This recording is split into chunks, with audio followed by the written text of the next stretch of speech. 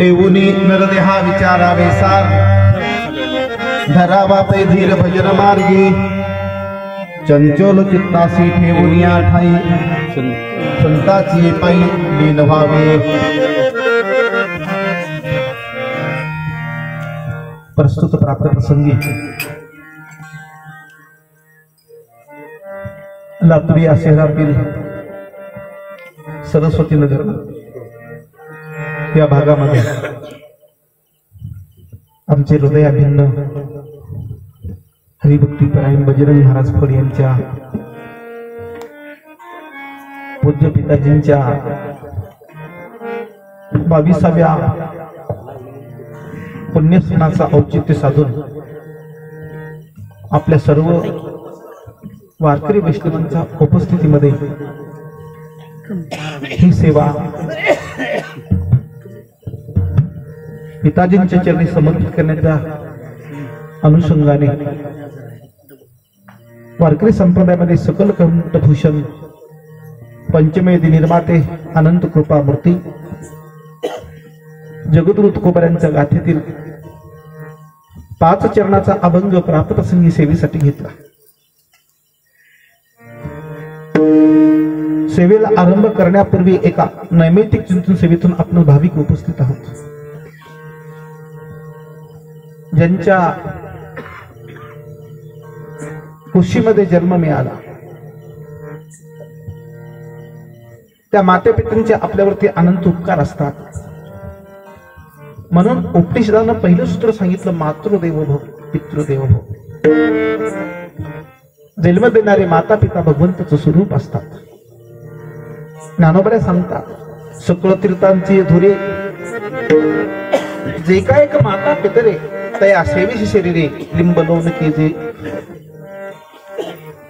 तेच तुकोबाऱ्या सांगतात मायबाप केवळ काशी देणे न जावे तीर्थासी। सगळ्या तीर्थांचं तीर्थस्वरूप म्हणजे माता पित्यांची चरण सेवा।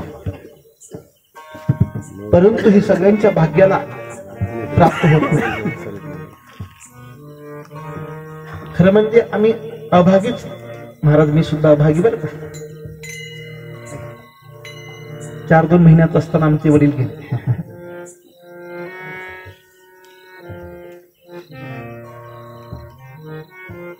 त्यामुळं ही सेवा घडत नाही। परंतु गेले तरी या रूपानं त्यांची सेवा घडावी आणि या पुण्याईने त्यांना सद्गती लाभावी हा पवित्र हेतू अंतकरणामध्ये ठेवून महाराजांनी हा साया सगळा कष्टाने आज हा सोहळा उभा केला। पुत्र त्यालाच म्हणून घेण्याचा अधिकार आहे। पुनाम नरक तृणाम तार्यते, जो आपल्या पूर्वजांना नरकातून तारतो त्याला पुत्र म्हणून घेण्याचा अधिकार आहे। आणि असा पुरे एकची पुत्र माई कोटी हरी स्मरणे उद्धरे कुळे कोटी। भगवंताच्या चिंतनाने कोट्यवधी कुळाचा उद्धार करणारा एखादा वैष्णव भगवत भक्त कुळात जन्माला आला तुका मनिवंश धन्य त्या मुलाचा। असा एक पुत्र जरी जन्माला आला तरी पुरेसा झाला। म्हणून जन्माला येताना त्या माईने आणि पित्याने अशा पुत्राला जन्म द्यावा। जनीने जने स्वभक्त जने या दाता या शूर नाही तो जननी वांज भली क्या खोवे गानूर। त्या माईने अशा पुत्राला जन्म द्यावा, एक भगवत भक्त असावा, शूरवीर असावा, या दानशूर गाता असावा आणि मग त्याच्या पुण्याईने त्याचा उद्धार होतो। यात नवल काय आपण तरला नवे ते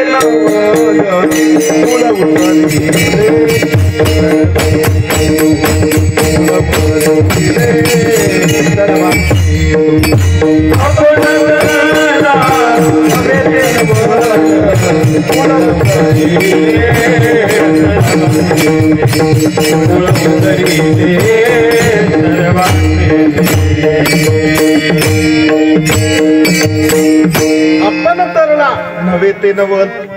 अरे स्वतः तर कोणी पण तरुण जात, स्वतःच्या तरण्यात तुकोबाऱ्या पुरुषार्थ मानत नाहीत। स्वतः सहित कुळांचा उद्धार करण्याचं सामर्थ्य ज्या सुपुत्रामध्ये प्राप्त होते, ज्या भगवत भक्तामध्ये प्राप्त होते, महाराज त्या भगवत भक्तांच्या जीवनात त्याच्या कुळाचा उद्धार होण्याचं सामर्थ्य प्राप्त होऊ शकते. म्हणून पुत्रीय नात्यानं आपल्या पित्यांचा उद्धार व्हावा हा हृदयामध्ये पवित्र भाव ठेवून ही चिंतन सेवा चाललेली आहे. खरं म्हणजे कविताच महाराजांचा दोहा माझ्या वाचीवरती आहे, पण माझ्या वाणीचा अधिकार नसल्यामुळे काही गोष्टी सांगावं का नको असा प्रश्न पडतो. ठीक आहे, वही नाले पूत है, वही नाले मूत है, राम भजीच पूत है, पुढचं सांगत नाही. विठ्ठल विठ्ठल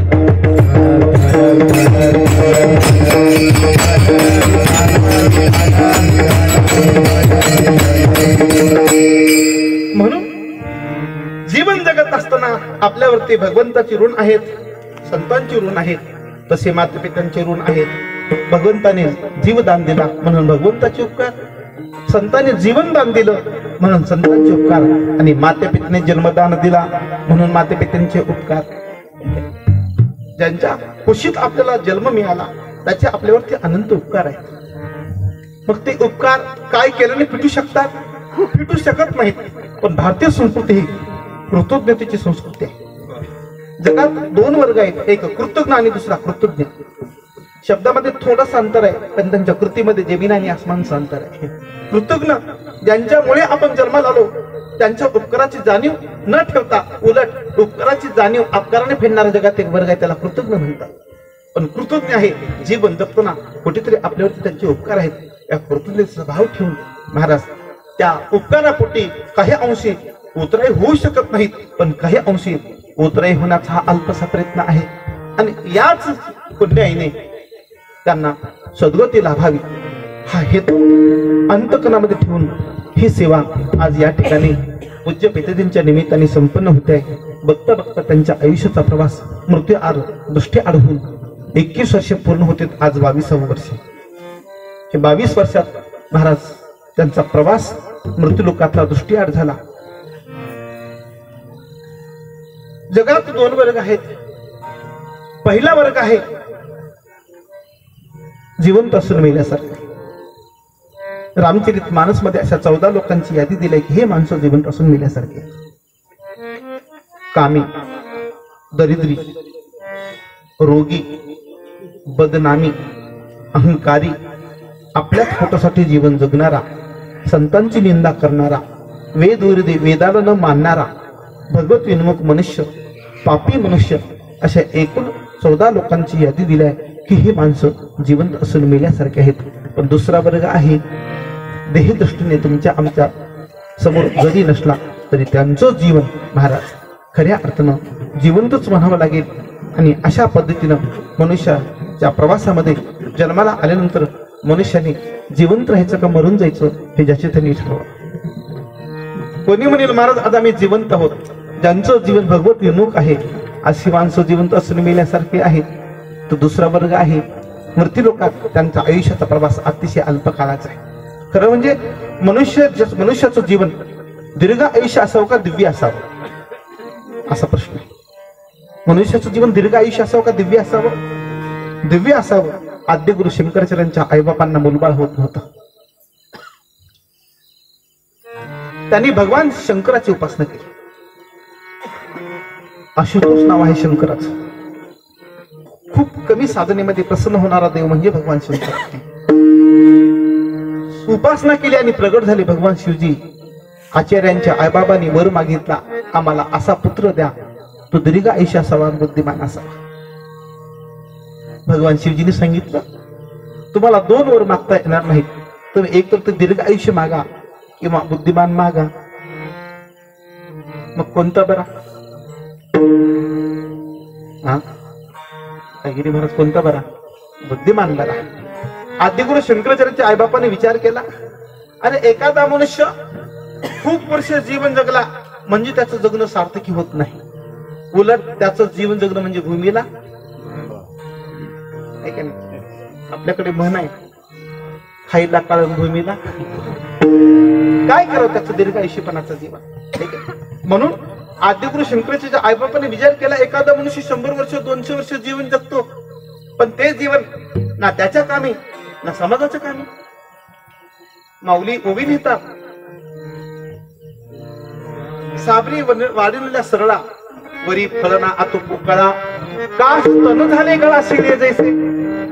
शिडीच्या गळ्याला स्तन असते त्याला अजागळ म्हणतात ऐका अजागळ. मग ते अजागळ तेच स्तन शिडीच्या गळ्याचं तिच्या कामाचं का तिच्या बाळाच्या कामाचं बोला की. दोघांच्या बी कामाचं नाही. तसं जगात एक वर्ग आहे ना ते जीवन त्याच्या कामाचं ना समाजाच्या कामाचं. मग असे माणसं दीर्घ आयुष्य असले तरी काय कामाचे महाराज. अशा लोकांचं जीवन जगणं उलट त्यांच्या बी कामी नसतं समाजाच्या कामी नसतं उलट समाजाला त्रास देणार असतं. म्हणून मनुष्याचं जीवन दीर्घ आयुष्य असण्यापेक्षा अल्प आयुष्य असलेलं चांगलं असतं पण ते जीवन दिव्य असावं. म्हणून आईबापाने शंकराच्या आचार्यांच्या आईबापाने विचार केला जीवन दीर्घ आयुष्य असण्यापेक्षा जीवन बुद्धिमान असावं. त्यांनी सांगितलं शंकर भगवानाला भगवान आमच्या पोटी आलेल्या मुलगाचा अल्प आयुष्य असलं तरी चालेल पण ते बुद्धिमान असावं. आणि मग अतिशय अल्प वयामध्ये आद्यगुरु शंकराचार्यांचा स्मृती लोकातला काळ हा मला वाटतं बहुतेक 32 वर्षाचा बरोबर 32 वर्षाचा काळ आहे. पण जगात अद्वैताचा प्रचार आणि प्रसार करणारा पहिला महात्मा कोण असतं आद्यगुरु शंकराचार्य. विठ्ठल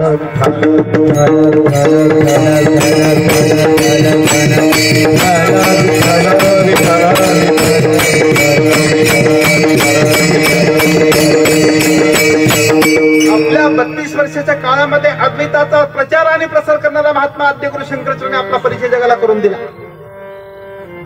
म्हणून मनुष्य बुद्धिमान असावा. आमच्या गुरुजींच्या मुखात दंडवटी महाराजांचा सतत दोहा असायचा आहे की नाही.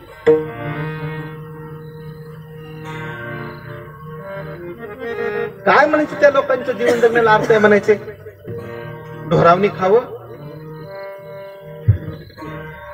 गाढवावणी काम करावं आणि कुत्र्यानी मारावं.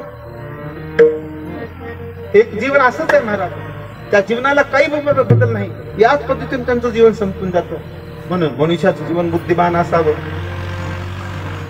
पूज्य परमश्रद्धेय स्वामी रामसूत्रजी महाराज म्हणायचे अगर आपके जीवन में बड़ा बनना है तो 4 बातों पे ध्यान रखना. कोणत्या कोणत्या. पहिलं तुम्हाला मोठं व्हायचे ना पहिली गोष्ट आहे हे 4 सूत्र ध्यानात ठेवा. कीर्तन ध्यानात ठेवू नका. पहिलं सूत्र सांगायचे समय का सदुपयोग करो. ज्याला आपल्या जीवनात मोठं वाटते ना त्याने आपल्या आयुष्याचा समय अतिशय अतिशय सावधानतेने खर्च घालायचा. बड़े सावधानी के साथ जीवन का समय बिताओ भाई. डरते रहो जिंदगी बेकार न जाए.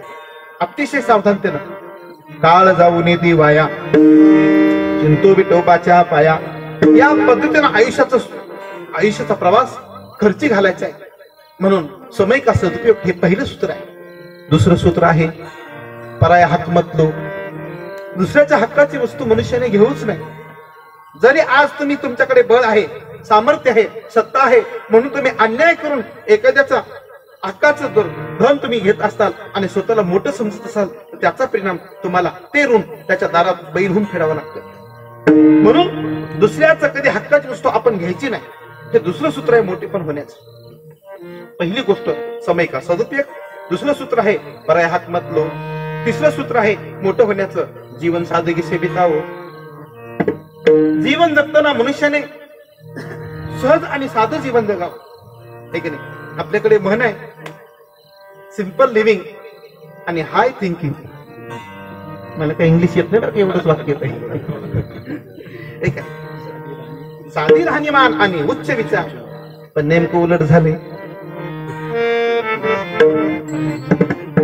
कसं आहे ना उलट झालं ना. राहणीमान कसं झालं उच्च दर्जाचं. राहण्याबद्दल काही अडचण नाही पण आपलं मोठेपण किमतीचे कपडे घातल्याने होत नाही हो. मनुष्याच्या जीवनाची श्रीमंती अलंकरणाने आणि उंचीच्या कपड्याने परिधान केल्याने होत नाही. अरे मनुष्याचं जीवन उंच होण्यासाठी जीवन विचाराने उंच लागतंय. पण विचार पाहावे तेव्हा अतिशय निकृष्ट आहेत आणि राहणीमान मात्र खूप चांगलं आहे. आणि ही माणसं आपल्या जीवनात खऱ्या अर्थानं उन्नत होऊ शकत नाहीत. इतिहासामध्ये आतापर्यंत जितके जितके महापुरुष म्हणून झाले त्यांच्या जीवन चरित्राकडे बघावं तेव्हा त्यांचं राहणं कसं आहे साधं आहे. लाल बहादूर शास्त्री असू द्या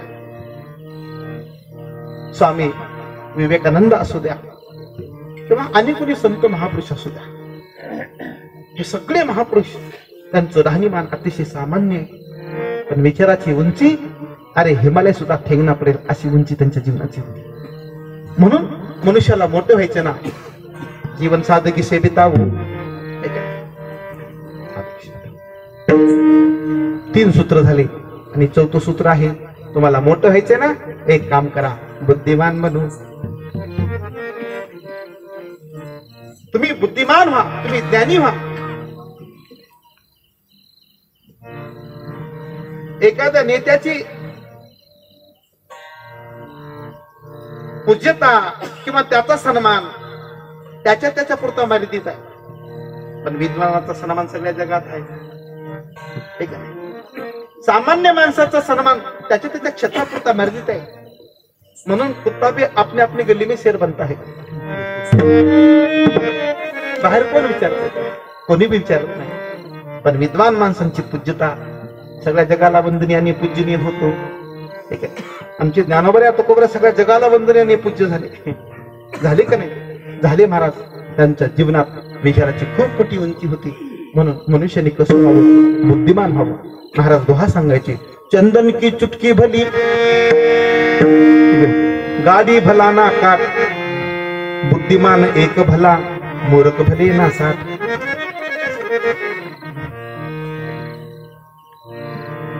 मलयगिरी नावाचा चंदनाची जात आहे, लई जाती आहे चंदनाच्या. आपल्याला माहिती नाही, आपण त्या क्षेत्रात नसतो.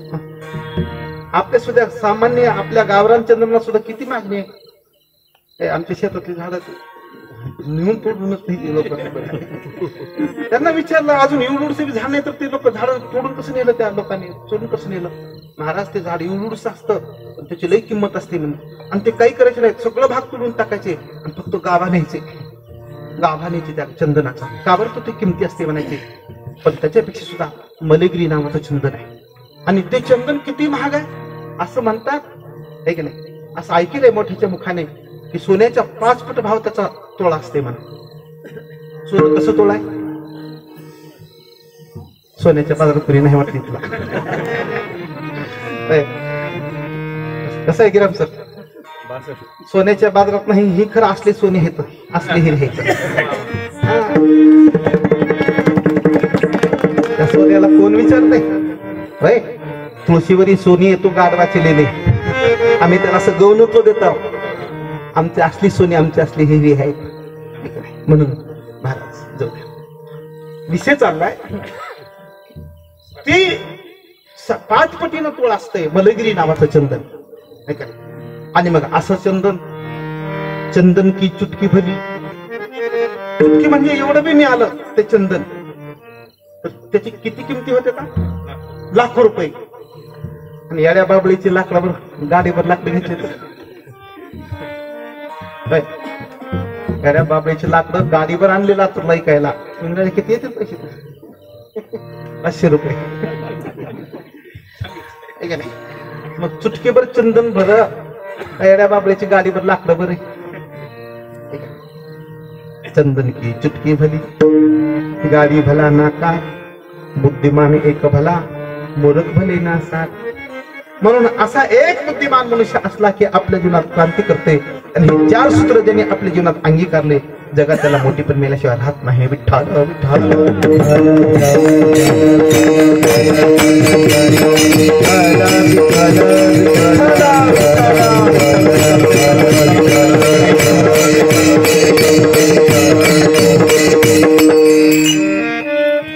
भगवंताने आम्हाला विवेकाची, बुद्धीची शक्ती दिली आहे. म्हणून तर मनुष्य देहाचा महिमा साधू संतांनी गायला. का गायला?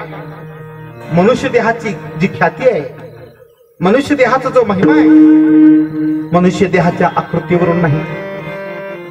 मनुष्य देहाचा महिमा मनुष्य देहाच्या आकृतीवरून असता तर राजा जनकाच्या दरबारात अष्टवक्र मुनीचा सन्मान झाला नसता. उलट पक्षी जनक राजाने विद्वानाची सभा बोलवली, काही प्रश्न केले आणि त्या सभेमध्ये अष्टवक्र मुनीचं आगमन झालं. त्याच्या वाकड्या अंगाला बघून बहिर्दृष्टीचे माणसं, कात्रीची परीक्षा करणारे माणसं त्याला बघून हसायला लागले. तेव्हा अष्टवक्र सुद्धा मोठे मोठे हसायला लागला. जनक राजाला कळालं नाही. बाकीचे सगळे लोक का हसले कळालं. त्याच्या वाकड्या अंगाला बघून हे लोक सगळे हसले. पण अष्टवक्र मुनी का हसले हे जनक राजाला कळालं नाही. आणि जनक राजाने विचारलं अष्टवक्र मुनीला, मुनिवर्य सगळा समाज का हसला मला कळालं, पण तुम्ही का हसला हे कळालं नाही. अष्टवक्र मुनींनी सांगितलं, राजे हसण्याचं कारण सांगतो तुम्हाला. ही सभा सगळी विद्वानाची सभा आहे म्हणून या सभेमध्ये मी प्रवेश केला. तुम्ही जी सभा बोलवली तुमच्या दरबारात, ती सभा कुणाची म्हणून बोलवली? विद्वानाची सभा म्हणून बोलवली. आणि विद्वानाची सभा म्हणून तुम्ही या सभेमध्ये प्रवेश केला. पण इथं आल्यानंतर मला लक्षात आलं हे विद्वानाची सभा नाही, हे चर्मकाराची सभा आहे. बाह्य अंगाला माणसं पाहतात, आहे काय ह्याच्यात नाही. वरी वरी दिशे वैभवाचे, अंतरी पोतडी नरकाचे, जैसे कुंड चर्मकाचे उघडताची नाही. आहे का याच्यामध्ये? मनुष्य देहाचा महिमा मनुष्य देहाच्या आकृतीवरून नाही. मग मनुष्य देहाचा महिमा मनुष्य देहाच्या विवेक शक्तीवरती अवलंबून असतो. म्हणून स्वामीजी क्रम लावताना असं लावायचे की सर्वसामान्य आणि अज्ञानी माणसं जीवनामध्ये रुपयाला खूप महत्व देतात. सर्वसामान्य माणसं महत्व कशाला देतात? अज्ञानाची भक्ती, इच्छिती संपत्ती, तयाची चित्ती बोध कैसा, अशा जीवाला बोध होऊ शकत नाही. जिनके अंतकरण में रुपये की आसक्त है उसका कल्याण होना बहुत ही कठीण बात है म्हणायचे स्वामीजी. आणि त्याच्यामुळं पण अज्ञानी माणसं या गोष्टीला महत्व देतात. महाराज म्हणायचे रुपया महत्वाचा नाही, रुपयापेक्षा वस्तू महत्वाची आहे. प्रवासामध्ये तुम्ही प्रवास करता, गाडी प्रवास चालू आहे आणि नेमकं ज्या ठिकाणी हॉटेल नाही, पाणी नाही, चारा नाही, अन्न नाही, माणूस नाही, अशा दुर्गम ठिकाणी ती गाडी पंक्चर झाली. मग तुमच्याकडे एका व्यक्तीकडे सोबत बांधलेला दशमीचा डब्बा आहे आणि एकाच्या खिशात लाखो रुपये आहेत. मग अशा ठिकाणी पैसे कामाला येतो, डब्बा कामाला येतो. म्हणून प्रवासाला जाताना दशम्या बांधून घेत जा बरं का. डोंगरी हॉटेल बघून गाडी थांबत जाऊ नका. विठ्ठल विठ्ठल.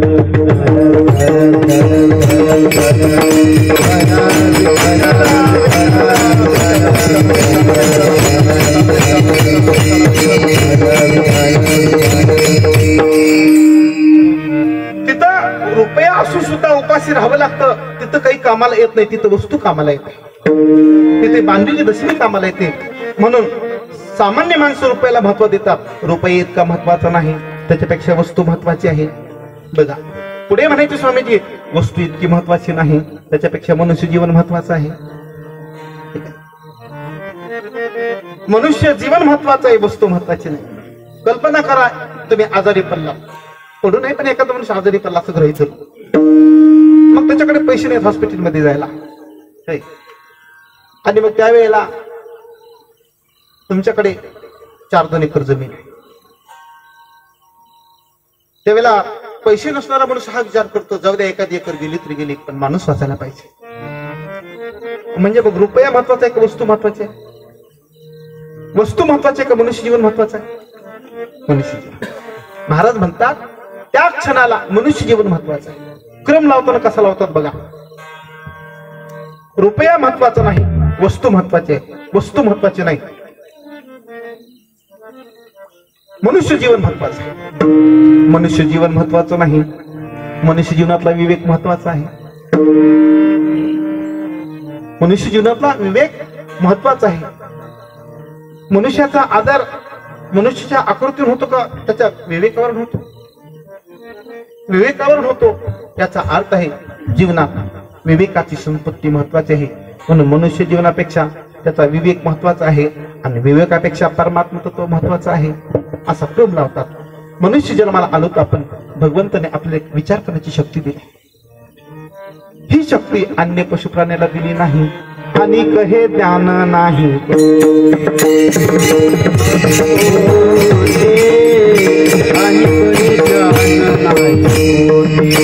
ज्याची देही घडे देवाचे भजन, ज्याची देही घडे देवाचे भजन, ज्याची देही घडे देवाचे भजन, याच देही घडे देवाचे भजन.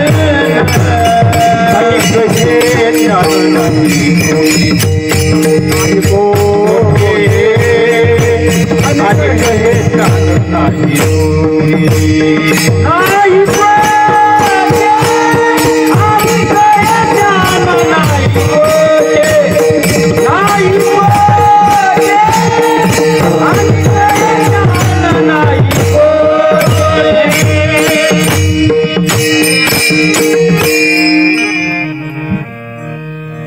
अनेक हे ज्ञान नाही कोटे, याची देही घडे देवाचे भजन. तुकोबऱ्या बोलतात, हे ज्ञान अन्य येवनीला दिलं नाही, ते फक्त आणि फक्त मनुष्य जन्माला दिलं. तो विवेक, ते ज्ञान, ती बुद्धी भगवंताने माणसाला दिली. तुकोबऱ्या सांगतात, अभंगाच्या पहिल्या चरणात नरदेहाला आला. अतिशय दुर्लभ आहे, अतिशय.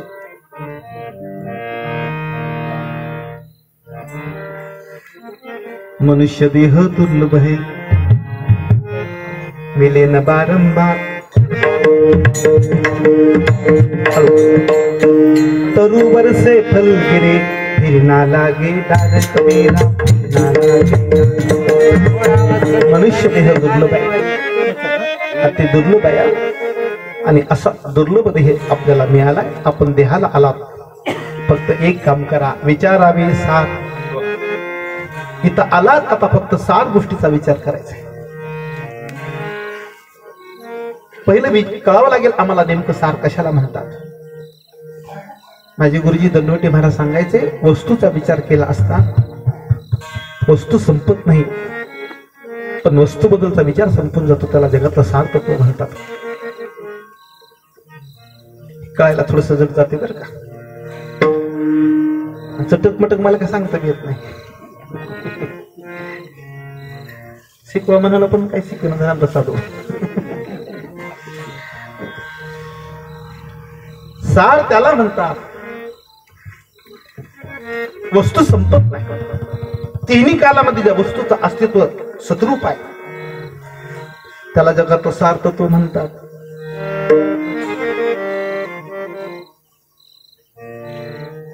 मनुष्य जन्माला आल्यानंतर मनुष्याने त्या तत्वाला जाणावं. जाणावे ते सार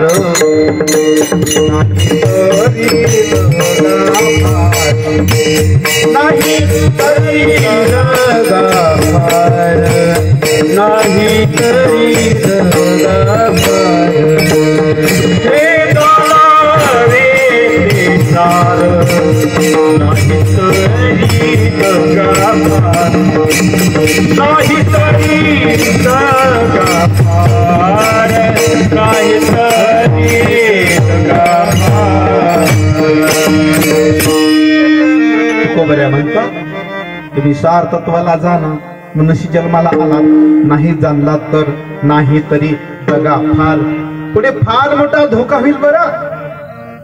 आणि तो धोका टाळण्यासाठी तुम्ही काय करा, विचारावे सार.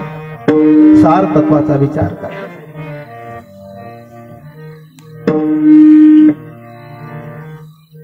पण जीवनाचा प्रवास सगळा असार गोष्टीमध्ये संपून जातो आणि मग माणसाला पश्चाताप होतो. पण पुन्हा पश्चाताप होऊन उपयोग नाही, वेळ निघून गेलेली असते. गाडी निघून गेली, पुन्हा हात करायला लागलाय. गाडी निघून गेली, पुढच्या स्टँडवर जाऊन पोहोचली गाडी, पुन्हा हात करायला लागलाय गाडी थांबव म्हणून. जमतंय का? नाही जमत. समयाचं मूल्य जाणून मनुष्याने त्या गोष्टीचा विचार तेव्हाच करावा लागतो, पुन्हा उपयोग नाही.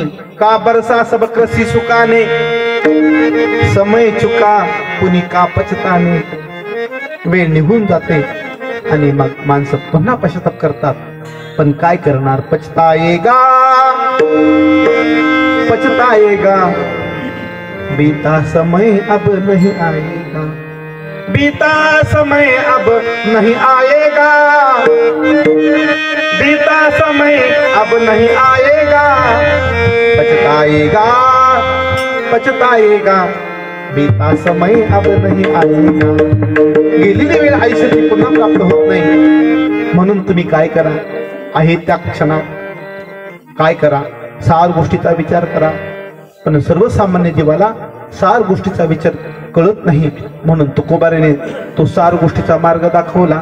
कोणता मार्ग धरावा पै धीर भजन मार्गी सार तत्वाचा विचार सगळ्या जगताला कळावा म्हणून तुकोबाने तो मार्ग दाखवला भजनाचा आहे की नाही. आणि याच मार्गाने याच राजमार्गाने तुम्ही तुमच्या जीवनाचं पाऊल टाका. एक दिवस तुम्हाला या मार्गाने गेल्यानंतर पाऊल टाकल्यानंतर तुमच्या जीवनात साध्य प्राप्त झाल्याशिवाय राहणार नाही. नामधरा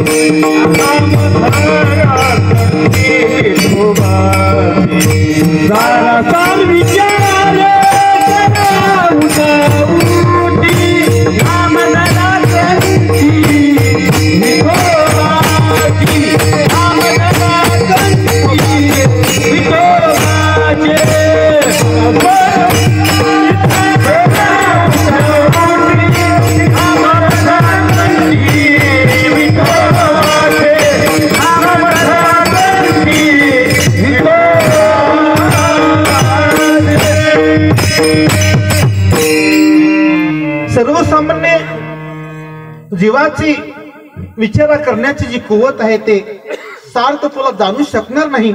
म्हणून संत महात्म्यांनी ते तत्व प्रगट केले. प्रगट गुह्य बोली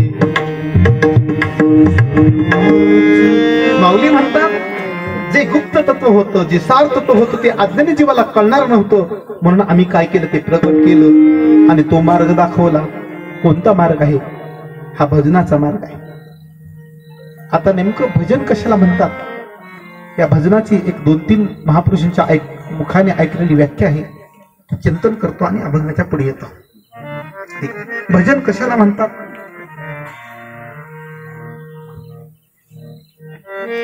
पहिली व्याख्या आहे भजनाची, ज्या कर्माच्या द्वारा ज्या चिंतनाच्या द्वारा ज्या श्रवणाच्या द्वारा अंतःकरणाची वृत्ती भगवत रूप होते त्याचं नाव आहे भजन. आपण सर्वसामान्य माणसं भजनाची व्याख्या काय करतो? टाळ मृदंग विना याच्या तालामध्ये संतांचं भजन अभंग म्हणणं हे भजन आहे. बिलकुल ते भजनच आहे, पण भजनाचं स्वरूप तेवढ्या पुरतं मर्यादित नाही. मग भजन कशाला म्हणतात? एखाद्याचं कर्म ते देवाचं भजन होऊ शकतं. ते कर्म करत होते पण अंतःकरणाची वरती भगवत रूप होते. कांदा मुळा भाजी आवडते विठाबाई माझी, कांदा मुळा भाजी आवडी विठाबाई माझी, कांदा मुळा भाजी आवडी विठाबाई माझी, कांदा मुळा भाजी आवडी विठाबाई माझी. लसूण मिरची कोथिंबिरी अवघाताला माझारी, लसूण मिरची कोथिंबिरी अवघाताला माझारी, कांदा मुळा भाजी आवडी विठाबाई माझी, कांदा मुळा भाजी आवडी विठाबाई माझी, कांदा मुळा भाजी आवडी विठाबाई माझी, कांदा मुळा भाजी आवडी विठाबाई माझी.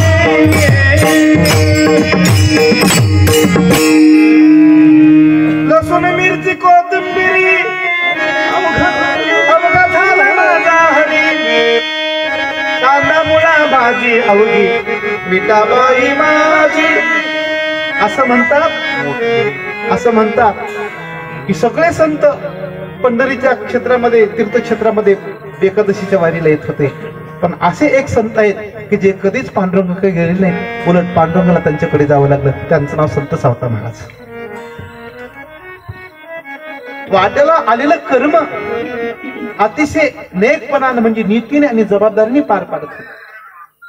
म्हणून देवाने आपल्या वाटेला जे कर्म दिले का ते कर्म देवाचं भजन होतंय, पण त्यात फक्त नियतपणा असावा, इमानदारी असावी. असं मी आई वाक्य ऐकलं होतं. कर्म अगर अच्छा हो तो किस्मत तेरी दासी है, आणि नियत अगर साफ हो तो तेरे घर में मोतरा काशी. म्हणून आपलं कर्म कसं असावं? आपलं कर्म चोख असावं म्हणजे नेक असावं. नेक असावं. संत सावता महाराज वाट्याला आलेलं कर्म करत होते, पण ते कर्म सुद्धा देवाचं भजन झालं. देवाचं भजन झालं. खुरपत राहायचे, वाट्याला आलेलं कर्म खुरपत राहायचे, पण ते खुरपत असताना अखंड चिंतन करायचे आणि मग चिंतन करता करता त्यांचं कर्म सुद्धा देवाचं भजन झालं. म्हणून भजनाची पहिली व्याख्या ज्या कर्माच्या द्वारा, ज्या चिंतनाच्या द्वारा, ज्या श्रवणाच्या द्वारा अंतकरणाची वृत्ती भगवत रूप होते, त्याचं नाव आहे भजन. कर्म धर्म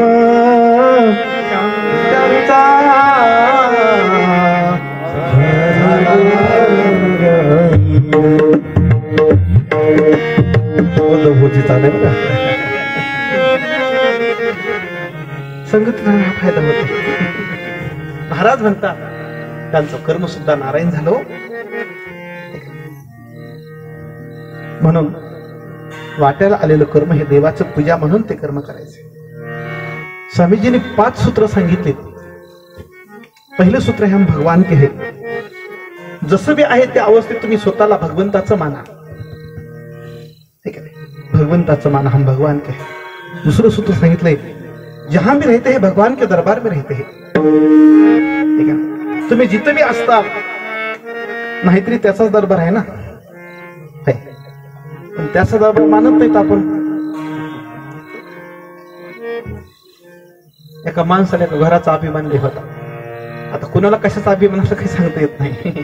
आणि त्या माणसाला त्या बंगल्याचा अभिमान होता. माणसं ज्या गोष्टीचा अभिमान असतो त्या गोष्टी मुखातून बोलतात. अंतरीचे धावे स्वभावी बाहेरी. संदीप महाराजांसोबत एका ठिकाणी गेलतो. ती उगाच महाराजाला म्हणणार चला की महाराज घर बघायला. महाराज म्हणजे घरात दगडा मातीशिवाय असणाऱ्या काय म्हणते, घरात असते का. आणि देव बघायला निघालेल्या माणसाला तुम्ही ह्या जगात मोठी पण कशाला सांगता. ते माणसाला असतं त्याला त्या घरात अभिमानात वरच्या मजल्यावर बसला. आणि एवढं एक वारकरी आपला बेचारा थोडस उन्हाच दिवस होते, सावलीला बसव म्हणून त्या पोर्च खाली बसला. त्या बोलले छान. त्यांनी ओगोबानी वरून बघितलं त्या माती साधू बसलं. आता बिघडलं कुठं, त्याला राग आला. हे काय धर्मशाळा आहे का म्हणला तू इथं बसलास.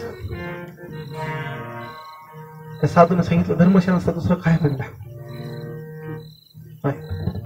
आता तुला ती धर्मशाळा वाटत नाही, तुझा आज्ञा नाही. धर्मशाळा कुणाला म्हणतात अगोदर सांगतो तुम्हाला. हे का नाही, जी जागा कोणाच्याच मालकीची होत नाही आणि एक गेला की दुसरा गेला की तिसरा येतो, तिसरा गेला की चौथा येतो, चौथा गेला की पाचवा येतो, त्याला काय म्हणतात, धर्मशाळा म्हणतात. आता हे बांधलेलं काय मग, अपने खातिर महिला बनाया आप ही जाकर जंगल सोया, इस तन धन की हो न बढ़ाई, देखत नैनों में मिठी मिलाई, हाड़ जले जैसी लकड़ी की मोली, बाल जले जैसी घास की गोली, इस तन धन की हो न बढ़ाई, देखत नैनों में मिठी मिलाई. जीवनात अज्ञान असतं आणि म्हणून मनुष्य त्या गोष्टीला मोठेपण देतो. चला असू द्या. विषय चाललाय की ज्या कर्माच्या द्वारा अंतःकरणावरती भगवत रूप येते त्याचं नाव आहे भजन. आता भजनाची दुसरी व्याख्या सांगतो तुम्हाला. 24 घंटे भगवान का अनुसंधान रखना भगवान का भजन है. आत्मपरीक्षण करा, आपलं अनुसंधान किती वेळ असते, हरिपाठात किती वेळ अनुसंधान तुटतं की.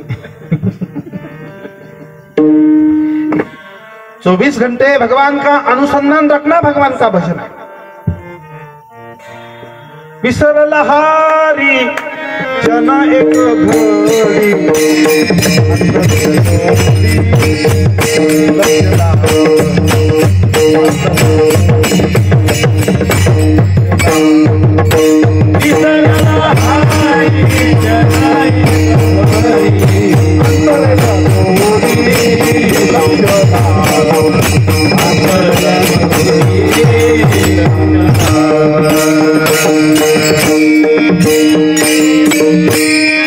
विसरला हरी एक क्षण घडी. क्षण कशाला म्हणावं, डोळ्याची पापणी खाली आणि वर व्हायला किती वेळ लागतो? हा, तेवढं सुद्धा अनुसंधान भगवंताचं तुटणी लागतंय. इतकं जीवन तत्पर आणि सावध लागतंय. ठीक आहे. काल परवा मी सांगितलं खर तर अरुण महाराजांना, गो मातेच्या शिंगावरती गावरान बर का तुम्ही जर्सी घेता, जर्सीला शिंगच नसते वाटतंय की नाही, असते पण एवढंच असते. गो मातेच्या शिंगावरती मोहरीचा दाना किती वेळ थांबू शकतो? हा, तेवढा सुद्धा वियोग भगवत भक्ताला भगवंताचा सहन होत नाही. इतकं जीवन सावधान लागतंय. महाराज म्हणायचे 24 घंटे भगवान का अनुसंधान रखना भगवान का भजन. भजनाची दुसरी व्याख्या परमपूज्य परम श्रद्धेय स्वामी रामसुंदरजी महाराज सांगायचे. भजन कशाला म्हणतात? जैसा प्यासी जल के बिना रह नहीं सकता. बघा, जैसे बच्चा माँ के बिना रह नहीं सकता, जैसे पतिव्रता अपने पति के बिना रह नहीं सकते, ऐसे भगवान के बिना नहीं रहना यही भगवान का भजन है. तहानलेला माणूस पाणी वाचून जीवन जगू शकत नाही, किंवा लहानसं बाळ, आईच्या दुधावरती निर्भर असणारा बाळ माईचा वियोग सहन करू शकत नाही. माईचा वियोग झाला की त्याचं हृदय तडफडतंय. पतिव्रता स्त्री पतीचा वियोग सहन करू शकत नाही. तसं भगवंता वाचून एक क्षण सुद्धा ज्याला वियोग सहन होत नाही ते भगवंताचं भजन आहे. विठ्ठल विठ्ठल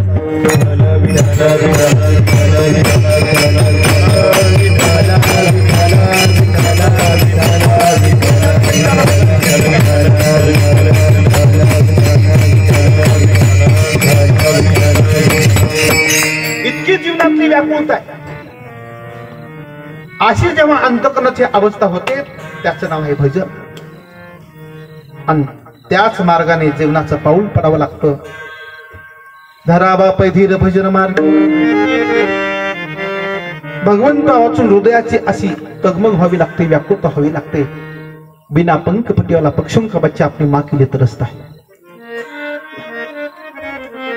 पति की वीर्य वाले पतिव्रता अपने पति के लिए उत्कंठित है. गाय का दूध पीने वाला बछड़ा अपनी माँ के लिए आतुर है. उतना मेरा मन प्रभु आपके लिए छटपटा रहा है, व्याकुल हो रहा है. मन लागी चटपटी सब निरकू घनश्याम. नारायण भूलो सभी खान पान विश्राम. मन लागी चटपटी कब निरकू घनश्याम. हृदयाची ही अवस्था, त्या अवस्थेचं नाव आहे भजन. आणि त्याच मार्गाने जीवनाचं मार्गक्रमण व्हावं म्हणून जगद्गुरु तुकोबा या जगातलं सार्थक सांगतात. धरावा पैधीर भजन मार्गे. आता जीवन भजना वाचून संपून जाते. सुखामने येते भजन प्रमाण. मनुष्य जन्माला आल्यानंतर मनुष्य जीवनाचं प्रमाण आहे भजन. आणि ते भजन नसेल तर काय थोरपणा जाळावे ते. त्या मोठेपणाला आग लागू म्हणतात. आग लागू.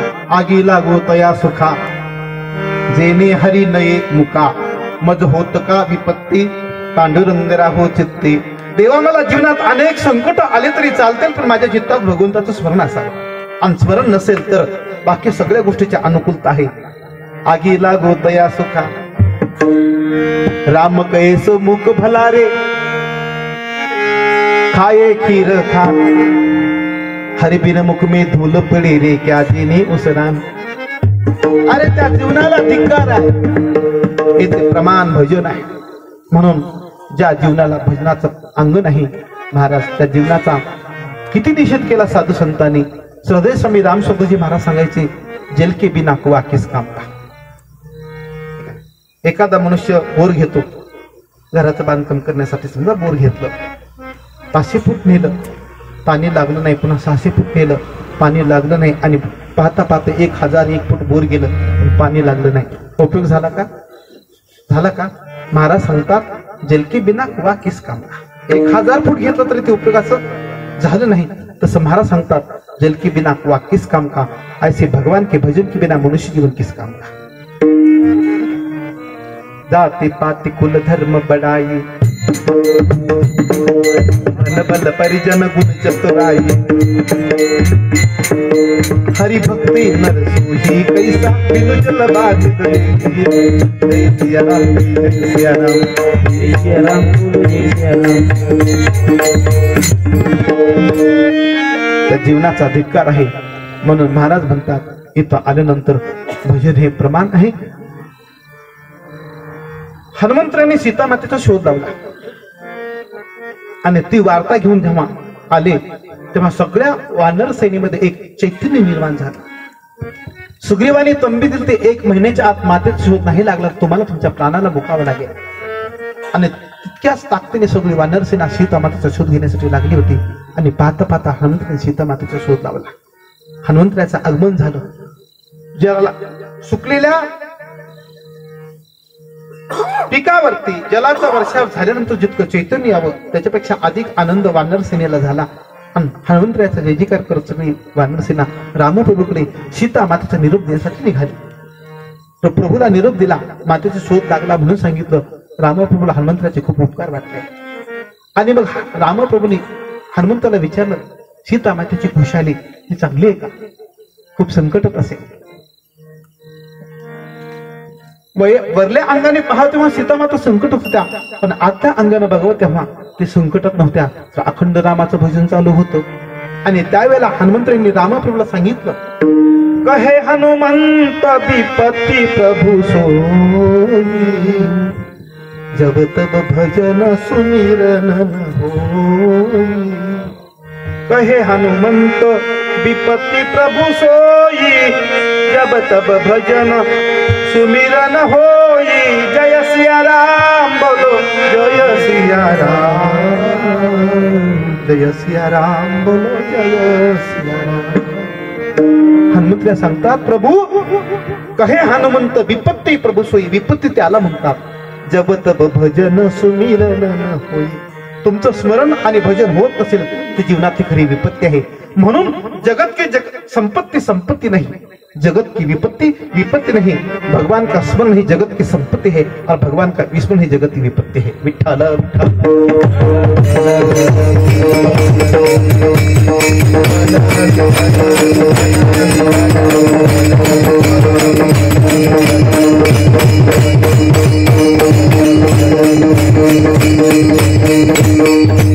म्हणून जीवनामध्ये देवाचं स्मरण व्हावं कोणत्या बी निमित्तानं होणार।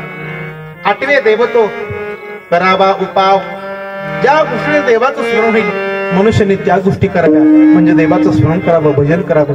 पण भजना वाचून काळ जातो ठीक आहे। मग भजना वाचून काळ गेला तर ज्ञानोबा तर बोलतात या धनाचा न धरी विश्वास जैसे तरुवरु छाया या ताया नक्के पुढे भोगसे काया या हरी भजने मीन तुझा जन्म जातो आया या लागे वैकुंठनाथाच्या मारे पाया भगवते वासुदेवाय या हरी भजने वीन तुझा जन्म जातो वाया। या भगवत चिंतना वाचून जन्म वायाला जातो। म्हणून आमचे गुरुजी दंडवटी महाराज भजन म्हणायचे जिंदे बाप को रोटी न देवे जिंदे बाप को रोटी न देवे कब्बे को खिलवायो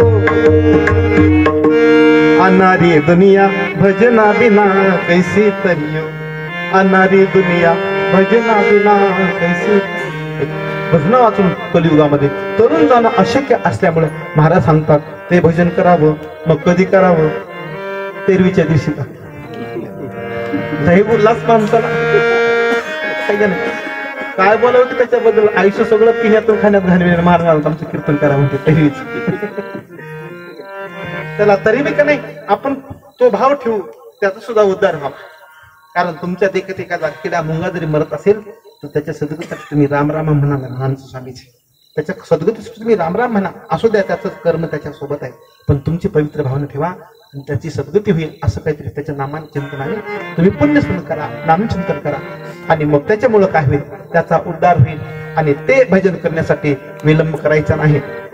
सगराम नावाचे साधू झाले आणि त्यांनी दोहा लिहिलाय कहे दास सगराम बडगड घाली घोडा भजन करो भरपूर रहे दिन बाकी थोडा।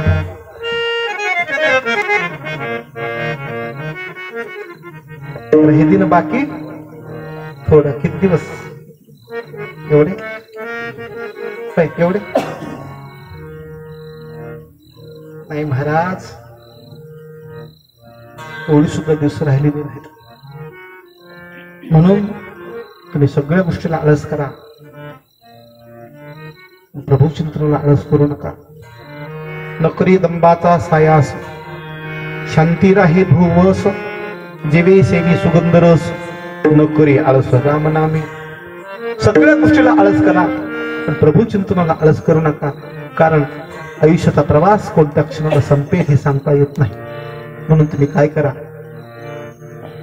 गतीने साधना करा. भजनाची साधना भविष्याच्या माथ्यावरती घालू नका. भविष्याच्या माथा भजन नेतावे सर्वता. म्हणजे भजनाची साधना करताना भविष्य कधी बघायचं नाही. का बरं? कल की बात खुदा के हाथ, क्या पता है, क्या पता है क्या जीवन की प्रक्रिया हाथ लेना या नाही होगा. काय सांगता ते आयुष्य कधी संपेल? भरकन आयुष्य संपून जातं. म्हणून विलंब करू नका. झडझडून वहिला ये भक्तीचे वाटे लाग, जिया पापसी अभंग निजधाम माझे, किंवा करावी तातडी मारती. परमार्थिक साधना करत असताना भविष्य कधी डोळ्यासमोर ठेवायचे नाही. या क्षणाला गतीने साधना करायची आणि आपल्या जीवनाचं कृतार्थता, सफलता, सार्थकता करून घ्यायची. पण हे लक्षात येत नाही आणि त्याच्यामुळं भजना वाचून आयुष्याचा प्रवास निघून जातो. महाराज म्हणतात, तुमच्या जीवनाचं पाऊल या मार्गाने टाका, पण चित्त त्या मार्गाला स्वीकारत नाही. आतापर्यंत किती धोका खाल्लाय पण त्याची आठवण होत नाही. ही तर मायेची लीला आहे, ही तर मायेचा प्रभाव आहे. माया त्या गोष्टीची आठवण होऊ देत नाही. माया भगवंताचं स्मरण होऊ देत नाही. कबीरा ओ दिन याद कर, कबीरदास महाराज बोलतात, त्या दिवसाची आठवण कर. कोणत्या? घोड्यावर बसलेल्या का? नाही मजा वाटते ना, बूट घालायला एक दोन, सॉक्स घालायला एक दोन, घोड्यावर बसायला, पुढे बँड चालू. अरे वा. महाराज म्हणतात त्या दिवसाची आठवण कर. कोणत्या दिवसाची? कबीरा ओ दिन याद कर, बग ऊपर तलशीश. खाली डोकून वरी पाय होता म्हणजे त्या दिवशी. एअर कंडिशन होत ना नाही महाराज. मातेची या उदर कुहरी, ज्ञानोबऱ्या बोलतात, पचुनी विष्टेचे ताथरी, कुकुडीनी नवमासवरी, जन्म जन्मोनी मरती. मातेच्या उदरात अनंत दुःख भोगलं. गर्भवासू खटारे तेथे दुःख दारुण, सावध होई कारे गुरुपुत्र तू सुजान. बाळा सावध हो बर. झाले माणसं सावध. महाराज लई याद येते मला भारतानंद स्वामींच्या वचनाची. भारतानंद स्वामी होते, त्यांचं मुखातलं वाक्य असते गुरुजी. ते म्हणतात की आता या जन्मात मला मुक्त व्हायचंय, आता दुसरा जन्म घेऊन मला माईच्या उदराला त्रास द्यायचा नाही. काय काय पुरुषार्थाची भाषा आहे महाराज. ही कुणाच्या विमुखाने येते का? मला 72 वीर लागतात. विठ्ठल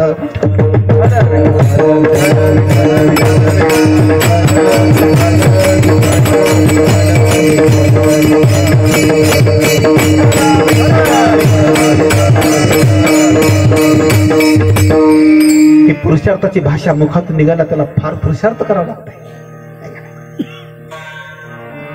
अन्यथा लौकिकातलं कितीही मोठं जीवन असू दे, त्यांचं जीवन म्हणजे गटारीतल्या किड्याचं आहे. काय पुय पंखीची किडे चिलसा किती. गटारीतल्या किड्याला आळीला ते गटारच विश्व वाटते. तसे या सगळ्या विश्वात हे जीवन आपलं सत्य आहे म्हणून मातीत घालणाऱ्या जगात एक वर्ग आहे. पण याच्यापेक्षाही आपल्या आयुष्यात तो पुरुषार्थ करायचे म्हणून आपल्या आयुष्याचा वेच आणि श्वास खर्ची घालणाऱ्या जगात दुसरा वर्ग आहे. म्हणून त्याने आपल्या जीवनाचं पाऊल या मार्गाने टाकलं. धरावा पे धीर भजन मार्ग. परंतु मायेचा प्रभाव आहे आणि मग देवाचं स्मरण होऊ देत नाही. माया के मंडल में विसर गया जगदीश. मायेच्या जगात आले की जगदीश्वराचा विसर पडतो. जगदीश्वराचा विसर पडतो. असं का होतं? तर चित्ताची अस्थिरता. म्हणून तुम्ही काय करा, अशा अस्थिर चित्ताला संतांच्या चरणी लीन करा. या मार्गाला चित्त स्वीकारत नाही. बघा ना तुम्ही, वाईट गोष्टी कुणी सुद्धा शिकवलेल्या नसतात. कोणत्या शाळेत शिवाय द्यायचे शिकवत पैसा शिकवत नाहीत ना, पण तरी सुद्धा माणसं देतात का नाही? का बरं? चित्ताला वाईट गोष्टीचं आकर्षण आहे. चित्ताची वृत्ती मलिन आहे आणि मलिन चित्ताला, अस्थिर चित्ताला प्रभू साक्षात्कार होऊ शकत नाही. देवाचा साक्षात्कार व्हायला चित्ताची शुद्धता लागते, चित्ताची स्थिरता लागते, चित्ताचा बंदोबस्त व्हावा लागतो. मग अशा चंचल चित्ताला स्थिर करण्यासाठी संतांचे पायी लीन व्हावे. त्या चित्ताला संतांच्या पायी लीन करा. चित्त फार महत्वाचं आहे. असं सांगतात, व्यवहारात वित्त आणि परमार्थात चित्त लय महत्वाचं आहे. जवळी नाही चित्त, काय मांडी येले प्रेत. तो कोबऱ्या सांगतात, चित्त जर नसेल का मग ती मड आहे म्हणतात. मड काय मांडी येले प्रेत. प्रेत म्हणजे आपल्या भाषेत मड म्हणतो आपण त्याला. म्हणून चित्त महत्वाचं आहे परमार्थात. एक व्यवहारात वित्त आणि परमार्थात चित्त महत्वाचं आहे. पण ते चित्त अनेक गोष्टीत आसक्त आहे. महाराज सांगतात, चित्ताने देवाला किती मोठं स्वीकारावं. तुकोबाऱ्याच्या हिंदुस्थानी प्रकरणामधला हा दोहा आहे, गाथ्यामधला. लोभी के चित्त धन बैठा, कामिने के चित्त काम, माते के चित्त पोत बैठा, तुका के मन राम. लोभी माणसांच्या चित्ताचा विषय जसा पैसा आहे, तसं भगवंताच्या चित्ताचा विषय देव व्हावा लागतो. पण ते चित्त चंचल आहे. म्हणून चंचल चित्त परमार्थात प्रगती करू शकत नाही. संतांच्या संगतीत गेले की मनुष्याने 4 गोष्टीला सांभाळावं, म्हणजे मग सत्संगतीचा फायदा होतो. नसता बऱ्याच वेळेला माणसं जन्मभरच मोठ्या पुरुषांच्या संगतीत राहतात, पण परिवर्तन मात्र शून्य दिसतंय. कोणत्या कोणत्या 4 गोष्टी आहेत सांगतो, ध्यानात ठेवा. संतांच्या संगतीत गेले की मनुष्याने 4 गोष्टीला सांभाळावं साधकाने. पहिलं आहे अचंचलत्व, दुसरं आहे जितेंद्रियपणा,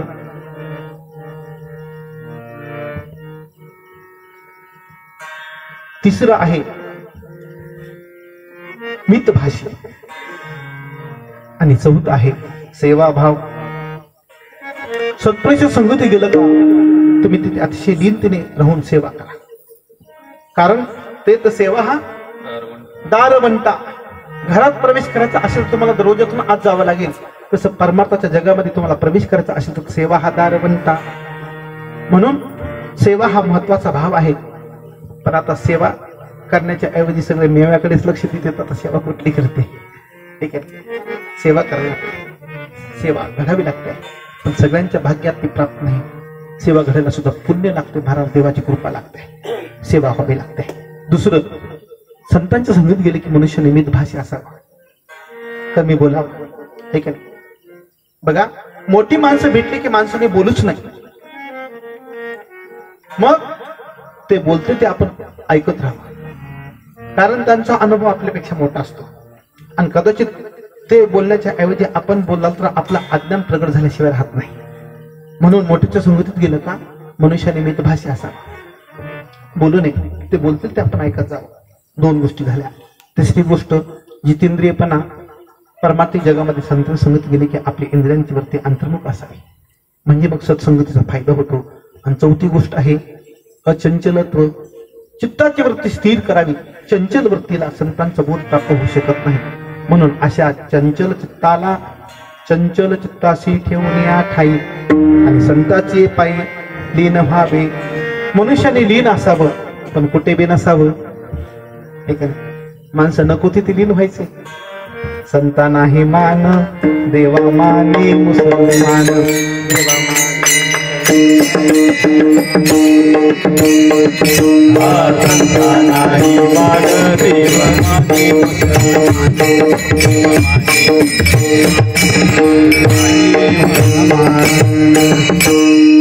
कोवऱ्याच्या प्रमाणे मी काय करू. आहे का संता नाही मान म्हणजे पूज्य व्यक्तीची पूज्यता कळायची नाही आणि नको तिथं मग माणसं पाय चाटायचे नको त्याचे आहे का नाही. महाराज वैकुंठवासी पूज्य विठ्ठल बाबा भोले म्हणायचे शरीराच्या संपूर्ण अंगामध्ये शिर हे अवयव अतिशय कसला आहे महत्वाचा अवयव आहे बघा. शरीराच्या संपूर्ण अवयवामध्ये शिर हे म्हणजे डोकं हे अतिशय महत्वाचा अवयव आहे आणि असं पवित्र शिर कोणाच्या बी चरणावरती ठेवू नका कारण ज्याच्या चरणावरती ठेवला त्याचं आचरण भ्रष्ट असेल त्याची घाण आपल्या माथ्याला लागेल. म्हणून हे पवित्र शिर हे पवित्र चरण अशा चरणावरती ठेवा ज्यांचं आचरण पवित्र असेल आणि मग जगात असं पवित्र आचरणाचे जीवन जगणारे फक्त संत असतात फक्त ज्ञानोबऱ्या तुकोबऱ्या असतात. म्हणून हा माथा ज्ञानोबऱ्याच्या संजीवन समाधीला लागतो का समजून चालावं. जगात आपल्यासारखा भाग्यवान कोण नाही.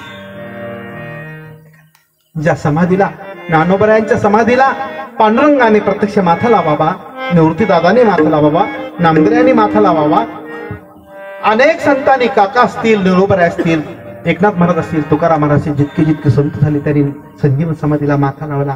त्याच संजीवन समाधीला आमचा माथा लागतो.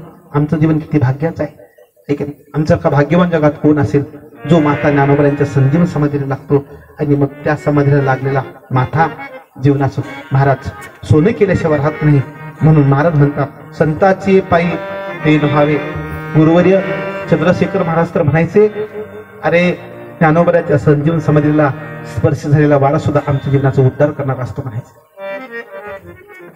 म्हणून मनुष्याने आशाच्या आश्रयाला आणि आशाच्या संगतीत राहावं आशाच्या चरणाजवळ राहावं. पडून राहीन तये ठाई पडून राहीन तये ठाई उगा संताची पायी उगा संताची मग मी कमलापते तुझबानाने कंटाळा. देवा आम्ही आशाच्या चरणाजवळ पडून राहू अशांच्या चरणाजवळ पडून राहू की ज्यांच्या संगतीत पडून राहिल्यानंतर आमच्या सहित कोट्यावधी कुळाचा उद्धार होण्याचं सामर्थ्य त्यांच्या चरणात आहे. म्हणून तुम्ही काय करा लीन व्हा संताचे पायी लीन व्हावे. लीनता हा परमार्थाचा सगळ्यात मोठा गुण आहे. एक नाही अखंड अगरवता होणे असं ते ज्ञानोबऱ्या बोलतात. तयाते विनय हेची संपत्ती जे जे मंत्र अर्पिते माझ्याची ठाई. मनुष्याच्या जीवनामध्ये खऱ्या अर्थानं लीनता असावी. तुका म्हणे बरवे जाण व्हावे लहानाहुनी लहान. किती लहान व्हावं किती लहान व्हावं. चैतन्य चरितावली ग्रंथामध्ये असे चिंतन आले की पाचोळा कुठं असतो पाचोळा कुठं असतो पायाच्या खाली असतो. मनुष्यानं इतकं सगळ्याच्या खाली असावं. जगात मोठा कोण बघा जो सगळ्यात लहान होतो जगात तो सगळ्यात मोठा असतो आणि मी मोठा म्हणते की तो सगळ्यात छोटा असतो. सूत्र आहे मोठा कोण ज्याला लहान होता येतं का जगात तो मोठा होतो. म्हणून आमचे ज्ञानोबऱ्या जगात सगळ्यात लहान झाले. एरवी तरी मी मूर्खू जरी झाला असे विवेकू मी मूर्ख आहे. ज्ञानोबऱ्या स्वतःला लहान समजतात. किती लहान समजतात स्वतःला अज्ञानी मूर्ख समजतात. कोण ज्ञानियांचे राजे स्वतःला लहान समजतात म्हणून ते ज्ञानियांचे राजे होतात. याचा अर्थ आहे तुम्हाला मोठं व्हायचे ना मग लहान व्हायला शिका लीन व्हायला शिका. लीनता हा सगळ्यात मोठा सौभाग्याचा अलंकार आहे. मनुष्याने लीन व्हावं. पण काय बघा जगात दोन माणसं कठोर असतात म्हणजे ताट असतात आणि जगात दोन माणसं अतिशय मूर्ख असतात. कोणते माणसं मूर्ख असतात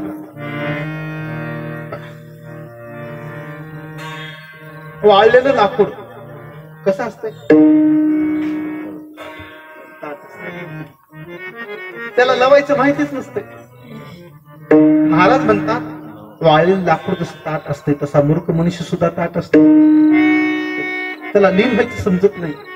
महाराज आपलं काय भाग्य असेल आपण वारकरी संप्रदायामध्ये आपल्या जीवनाचं पाऊल पडलं आणि संप्रदायाचा सगळ्यात मोठा गुण कोणता असेल कोणी बी एकमेकांना भेटलं का काय करतो आपण हा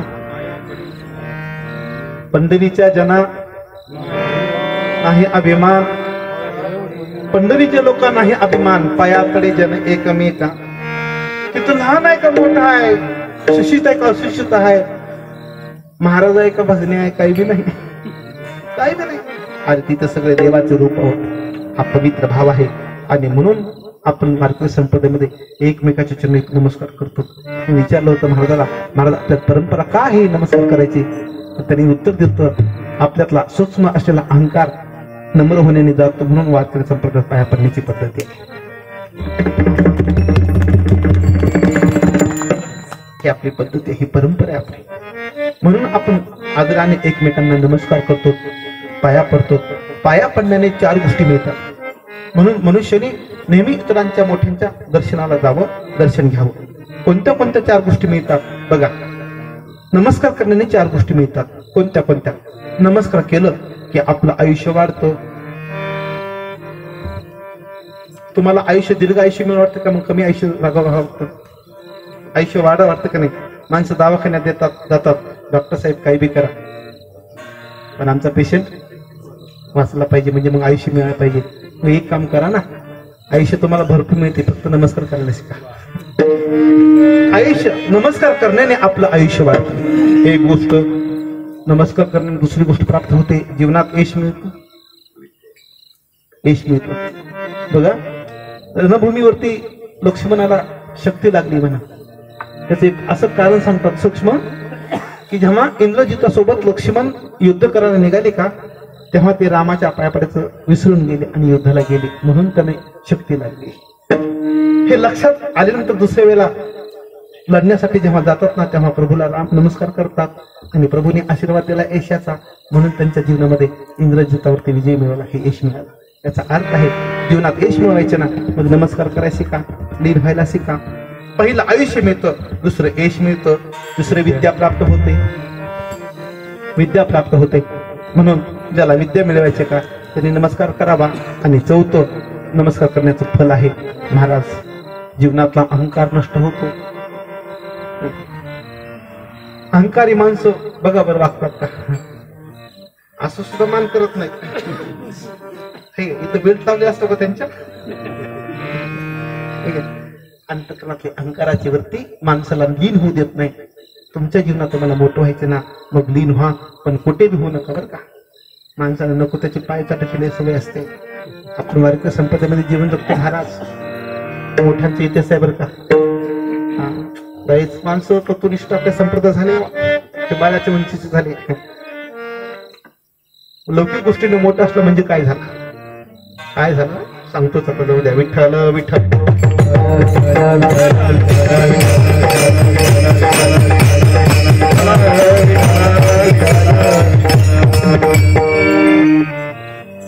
शंकर गुरुजी अजून काही सिग्नल पडलं नाही बघा आम्हाला.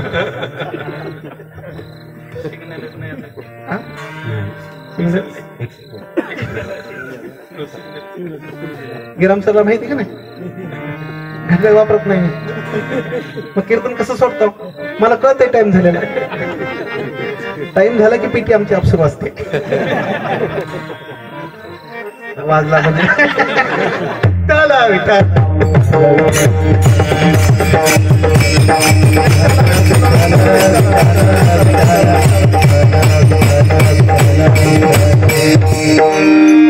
मनुष्याने लीन कुठं व्हावं? धुंडा महाराज देवलोक ज्यांना शुकाचा अवतार मानायचे डोंगरी महाराजांनी, पंढरपूरला त्यांचं भागवत होतं. अफाट जनसमाज असायचा. आज सुद्धा त्यांची व्हिडिओ जेव्हा तुम्ही ऐकतो का, ते शब्द कानावरती जात नाही, ते शब्द हृदयाला स्पर्श करतात. काय कमालीचा त्याग होता त्यांचा, कल्पना करू शकत नाही. आणि त्या कथेला तेव्हा भारताचे गृहमंत्री आले होते. आता देशाचे गृहमंत्री म्हणजे तितकाच लावाजमा असतो. आले, पण डोगरी महाराजांची खासियत होती, आपल्या दृष्टीने कधीच असं तीवर बघत नव्हतं. एक तर त्यांची दृष्टी आपल्या नाकाच्या अग्रभागाकडे असायची, नाहीतर बालकन्यावरती त्यांची दृष्टी असायची. कथेमध्ये बालकन्या ते ठेवायचे आणि कथा सांगताना त्या कन्याकडे बघून सांगायचे. ती दृष्टी आपली कधी दुसऱ्या माणसावरती घालत नव्हते. योगायोगाने गृहमंत्री आले. मग लौकिकातल्या लोकांना त्यांचं मोठेपण असते. आपण पाहतो का नाही, कीर्तनला जेव्हा जातो तेव्हा माणसं बैठकीमध्ये मंत्र्यासोबत आमदारासोबत फोटो काढलेले दाखवतात आम्हाला. काय करावं, 1-2 तासाचा संबंध असते, बाबा म्हणावं लागते आम्हाला.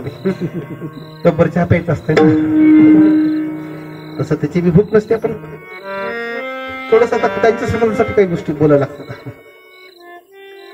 गृहमंत्री आले त्यावेळेला डोंगरे महाराज त्यांच्याकडे डोळा उचलून सुद्धा बघितलं. व्यासपीठावर सुद्धा चढू दिले नाही. तिथंच त्यांनी नमस्कार करायला लावला, तिथे व्यवस्था केली बसण्याची. आणि दुसऱ्या दिवशी जेव्हा कथा सुरू झाली तेव्हा धर्मसम्राट करपात्रीजी महाराज आले होते. करपात्रीजी म्हणजे हातात बसते तेवढंच अन्न खायचे ते, एवढाच त्यांच्याकडे संग्रह नावाची वस्तूच नव्हती. पहिलं गो मातेचं आंदोलन त्यांनी केलं. गो माती विरुद्ध पहिलं आंदोलन त्यांनी केलंय. आणि समाजातल्या काही दुष्ट माणसांनी, मला कालच समजले की त्या लोकांनी त्यांना गोळ्या घालून मारले. खरंय ना, त्यांनी शाप दिला आणि त्यांची मूळ तशीच झाली, गोळ्या खाऊनच झाली. जाऊ द्या. धर्मसम्राट करपात्रीजी महाराज आले. भक्ताचा महिमा भक्ताची जाणीती दुर्लभ या गती अनेक असे. ते आल्याबरोबर कथा करत असताना डोंगरे महाराज स्वतःच्या व्यासपीठावर उतरतात आणि करपात्रीजी महाराजांना व्यासपीठावरती बसवतात. पत्रकारांनी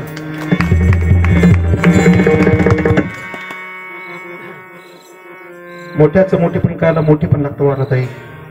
सामान्य माणसाला मोठ्याचं मोठेपण कळत नाही.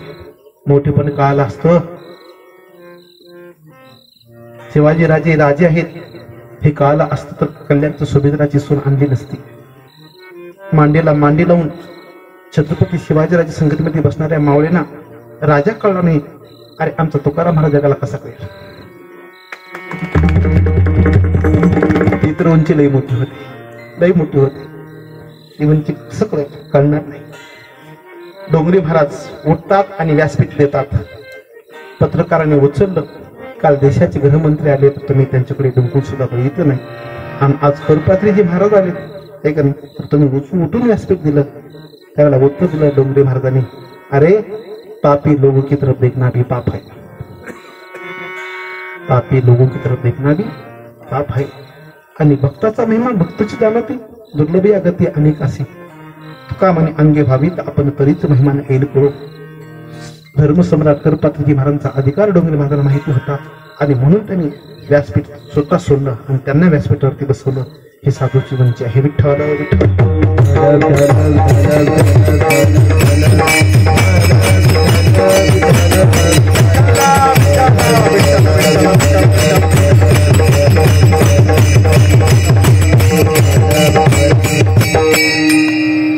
आता त्याच व्यासपीठावर त्यांच्यासारखे महाराज असतात. आणि पंचायत समितीचा सदस्य आला तरी त्याचं बी तुकोबऱ्याचं वर्णन करू सरकारी सोडून त्याचं वर्णन करतात.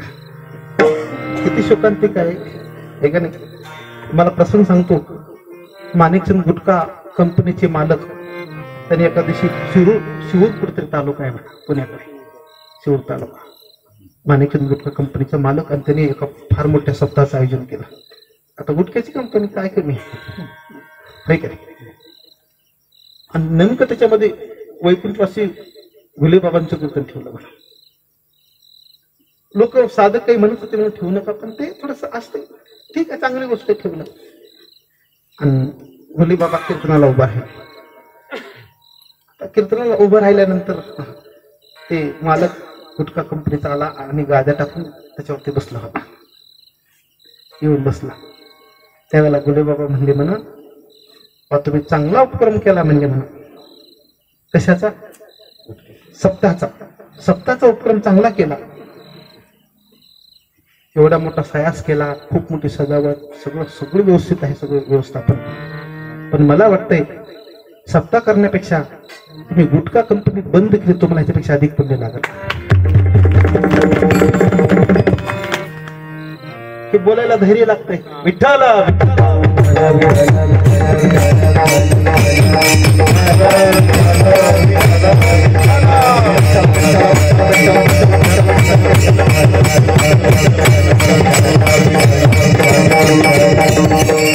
या महापुरुषाने आपल्या आयुष्याचा वेस ज्ञानोबांच्या चरणी लीन केलता. संपूर्ण उभा आयुष्य ज्ञानोबांच्या चरणी अर्पण केलं होतं आणि त्याच्यामुळं त्यांच्या मुखात ही भाषा सत्याची निघते. तो का म्हणे सत्य सांगू एवढ रागे येतील ते, राग आला तर हरकत नाही, पण आम्ही आमच्या वाणीने सत्य सांगू. हे का असं घडतं? तुमचं चित्त जेव्हा संतांच्या चरणी लीन होतं तेव्हा तुमच्या जीवनामध्ये दृष्टी प्राप्त होते आणि त्या दृष्टीने मग चित्ताची अवस्था हळूहळू स्थिर होते. हृदयामध्ये भगवंताविषयीचा भाव निर्माण होतो आणि त्यामुळं काय होतं? भावाच्या पायहाती धरावा निश्चय, तेने भवभय देशोधुनी. परमार्थिक जगतामध्ये भावाचं बळ हे सगळ्यात मोठं बळ आहे. सत्तेचं बळ वेगळं, संपत्तीचं बळ वेगळं, शक्तीचं बळ वेगळं, योगाचं बळ वेगळं आणि भावाचं बळ वेगळं. सगळ्या भावामध्ये भावापुढे बळ नाही कोणाचे सबळ. जगात सगळ्यात मोठा बलवान कोण असेल तर तो भाव आहे आणि त्या भावामुळे महाराज तो परमात्मा आकळला जातो. भावबळे आकळे एरवी नाकळे करतळे आवळे तैसा हारी. भावशक्ती परमार्थातली फार मोठी शक्ती असल्यामुळं देव सुद्धा स्वतःच्या मुखाने सांगतात, पै भक्ती एक मी जाणे तेच साने थोर न म्हणे, आम्ही भावाचे पाहुणे भलत या. आम्ही पाहुणे कशाचे? भावाचे आहोत. म्हणून भक्ताकडे भाव असावा आणि त्या भावाच्या बळानं परमात्मा आपलासा करण्याचं सामर्थ्य त्या भगवंताच्या जीवनात येतं. कोणीतरी स्वामीजींना विचारला होता प्रश्न, स्वामीजी कई लोग कहते हैं राम बड़ा है, स्वामीजी कई लोग कहते हैं शिव बड़ा है, स्वामीजी कई लोग कहते हैं कृष्ण बड़ा है, आपकी दृष्टि से कौन बड़ा है? प्रश्न किती सुंदर केलाय प्रश्न करणाऱ्याने. शिवाचे भक्त काय म्हणतात? शिव बडा. कृष्णाचे भक्त कृष्ण बडा. रामाचे भक्त आपकी दृष्टि से कौन बडा? स्वामीजीने उत्तर दिलं, ना शिव बडा है, ना कृष्ण बडा है, ना राम बडा है, भक्तों का भाव बडा है. भाव. आणि मग या भावाने भावाच्या पैहाती धरावा निश्चय, तेने भवभय देशोधनी. महाराज म्हणतात अंतकरणाचं जे भय आहे ते भय संपून जातं, त्याचं जीवन निर्भयतेला प्राप्त होतं. आपल्याला माहित आहे गंधमादन नावाचा वानर कुंभकर्णाकडून अडकला गेला होता आणि कुंभकर्ण त्या रावणाला वानराला असं दाबायचा म्हणे. ताकद मोठी कुंभकर्णाची. असं दाबलं की त्याच्या नाकातून तोंडातून रक्त निघायचं. सांग तू कोणाचा आहेस? त्या वानराला म्हणायचं कोण? कुंभकर्ण. सांग तू कोणाचा आहेस? त्याने म्हणायचे मी रामाचा हा. रामाचं म्हणे की त्याला राग यायचा आणि त्याने अजून दाबायचं. पुन्हा नाकातून तोंडातून रक्ताच्या चिरखंड्या निघायच्या आणि विचारायचं सांग तू कोणाचा आहेस? कोणाचा म्हणायचा? रामाचा. त्याने आखरीची तंबी दिली कुंभकर्णाने, तुला जिवंत राहायचं असेल तुला रावणाचं म्हणावं लागेल, सांग तू कोणाचा आहेस? शेवटची तंबी दिली. आता मृत्यू डोळ्यासमोर आहे. मी जर रामाचा म्हणलो तर महाराज हे नक्कीच मला मारणार आहे. आणि मग कुंभकर्णाला वाटलं हे भय दाखविल्यानंतर मी रामाचं म्हणायचं सोडून तो मी रावणाचा म्हणेल. म्हणून त्यांनी पुन्हा सांगितलं, खबरदार आता जर तू रामाचा म्हणलास तर तुला तुझ्या प्राणाला मुकावं लागेल, सांग तू कोणाचा आहेस? त्याला ते गंधमादन म्हणते, अरे मूर्खा, रावणाचं म्हणून मला जिवंत राहण्यापेक्षा रामाचं म्हणून मला मरण्यात आनंद आहे, म्हणून मी रामाचाच आहे. काय म्हणजे आता भाव आहे? तेने भवभय देशोधडी. भय संपून गेला. हरी आला हाता मग कैसी भय चिंता. म्हणून ती निर्भयता अवस्था प्राप्त होण्यासाठी कोणती साधना करावी लागते? महाराज ते 4थ्या चरणात सांगतात, नामाच्या पैहाती धरावा निश्चय, तेने भवभय देशोधडी. नामाप्रती जगी साधन सोपे नाही, आवडीने गाई सर्व काळ. नामासारखं श्रेष्ठ साधन निर्भयतेला प्राप्त करून देणारं कलियुगात तर दुसरं कोणतंच नाही. म्हणून तुम्ही काय करा? अखंड भगवंताचं नामचिंतन करा. विठोबा रकोमा